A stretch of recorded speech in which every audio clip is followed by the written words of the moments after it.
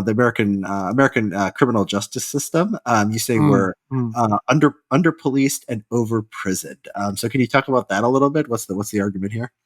Yeah, sure. So, um, this defunding the police, I think, is a crazy, crazy idea. Um, and some of my research has been on the effectiveness of police, and it's just kind of a hard question to study because uh, when you look at places where there's a lot of police, there's also a lot of crime, right? For sort of obvious selection reasons. Like people, in hospitals die a lot, right? So to untangle that causality, you got to kind of break the reverse causality from more crime to hiring more police. Um, and the way my colleague and I do it, we look at there's this terror alert level in Washington, D.C., which it's a national, but when there's some chatter that something's going on in the Middle East and there might be an attack, this terror alert level goes from like yellow to orange. And the police in cities like D.C., they put up double shifts, so you get more police on the street. So my colleague and I, John Click, measure, well, what happens to crime in DC when you kind of randomly get a bit of chatter in the Middle East, you randomly get more police on the street and crime goes way down. Okay. Nothing else does. Nobody else cares about this thing. Nobody even knows when the terror alert level is high or, low. Do they But still do? crime, They still do this? Is the color code system? This was after 9/11. Do they still? How long have they been doing this? yeah, they've When been did they doing stop? it, yeah, since almost 9/11. So they're still doing it. Um, The terror alert yeah, as might far still as go I up, and know, the yeah, DC will still yeah. send call out. Hmm. Yeah, exactly. As far as I know, they're still doing it. Um, and so, using the estimates from our paper, as well as from many other papers in the literature, we suggest like it would be perfectly reasonable to double the number of police in the United States. And this sounds, crazy, except when you look at Europe, the United States actually underspends on police relative to a lot of other countries. We think that we're a tough on crime country, and we are when it comes to prisons and the length of prison sentences. But when it comes to police, we're actually kind of under policed. We're not a leading, we're not a mass, we're not a police, we don't have as many police on the street as do a lot of other developed countries. So my view is that if we could change what it means to be tough on crime from throwing them in jail and throwing away the key to making sure that people are caught, to raising the probability that people are caught. So we need like more police on the street, more homicide detectives, so that people get the message. If you commit a crime, you're going to be captured, you're going to be caught. Then we could have lower prison sentences and deterrence would actually be greater because that's what really people care about. That's what they notice, the probability of being caught much more than the severity of the punishment if they are caught. Yeah, that makes sense. One thing, one of my, first reaction to this, and maybe this is contradicted by, what happens or what doesn't happen in DC. But I think that a lot of these neighborhoods, I don't know if the people themselves are hostile to police, but at least sort of the activists and the intellectuals who claim to speak for these communities are hostile to the police. And I think there's something about alliance with sort of the criminal element who, for obvious reasons, are also hostile to the police. So my first thought when you say, well, double the American police presence, you're going to send them to the high crime areas. I think that maybe there'll be riots. I mean, the first thing that pops in my head, but Yeah. it sounds like in DC they do add these police to the streets, and DC has African American high crime areas, and apparently it doesn't cause riots. Or did you look for? Was there any backlash to this that we could see in the data? Yeah, not in our study, but I agree. It's a very complicated situation. Like the way I sometimes put it is that we need better policing so that we can all be comfortable with more policing.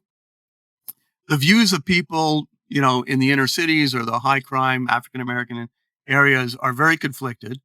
Um, because on average, if you ask, like they want more police. Okay. So they are not in favor of defunding the police. Okay. They typically want more police because they bear the brunt of crime. At the very same time, um, there are a lot of people who won't talk with the police, right? Who snitches get stitches and things like that. Um, because in some places the criminal element has basically become the major source of violence and authority in the region. They've taken over from the state, right? And so you begin to follow the mores and the rules of these local criminal gangs rather than the rule of law of the country as a whole. So there's a bunch of stuff which is, the kind of a paradoxical circle in that crimes don't get solved in the inner city. So people don't bother speaking to the police, and they're also afraid to speak to the police because they know that the perpetrator is going to be back on the street, or their friends are going to be back on the street, or that somebody who is a witness and who speaks to the police, they are also going to be.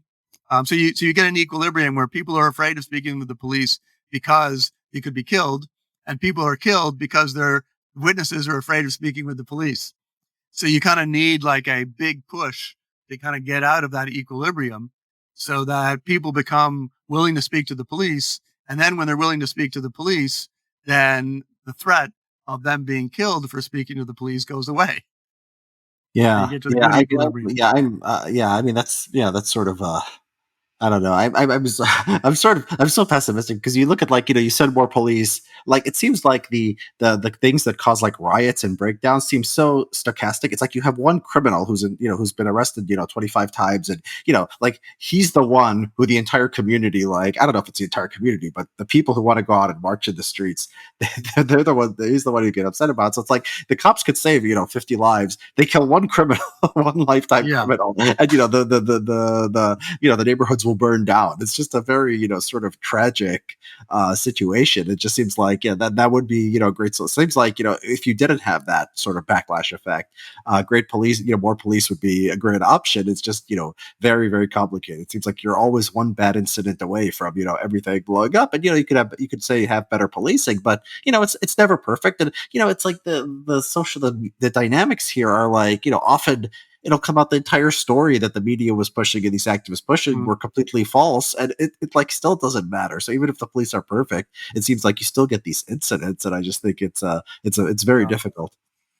Yeah. I think one of the things that I worry about most, and I know you've thought about, is just the general decline in trust in the United States as well as elsewhere. But in the United States, like trust in your fellow, man has declined. Trust in any authority has declined, and that has particularly bad consequences when it comes to policing. Yeah. Well, I mean, I'm not totally, I don't think the trust is a one sided thing. I think some kind of skeptical of governance. I mean, you've talked about how the Oh, public health, communities have failed. I sure. remember, I read, was it, maybe it was Brian who wrote about, and he was in Italy, and the police were like, enforcing the mask mandates, like with, with gusto. And I don't know if Yeah, that's a yeah, trust thing or whatever, but like, it seems like a lot of the resistance to sort of the bad things American government does is right. based on this, lack of trust. So I think there's pluses. Yeah, not trusting, not trusting the police, especially when our No, police, that's I think are not that bad. Like I've been in countries where like you have to give bribes to police. It's like I think globally, I think we have very very good police, and I think distrust there, I think is particularly poisonous. yeah. I think you're right. We have very good police. You and I probably do. People in some of the inner cities, maybe less so. Um, But also, there's this paradox which bothers me, which I would love it if people had less trust of government and sort of more trust of markets.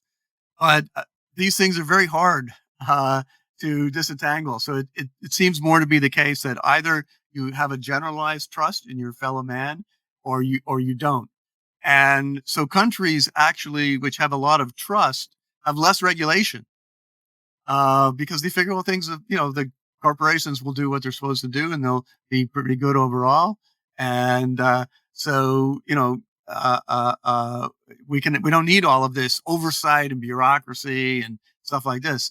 Well, when you have distrust, uh, you get distrust in markets and distrust in government, and you still end up with more government. So I think that's a problem.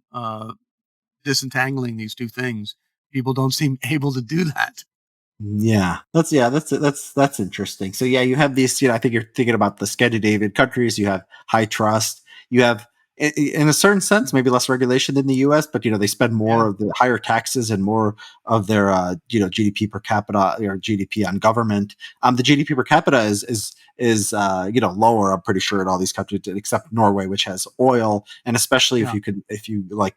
Given their high human capital relative to us, it's pretty surprising. So I don't know. It seems like maybe it's like market. The great thing about markets is like you don't have to trust them for them to work. You can if you just distrust government and don't want it to do stuff. The markets will emerge.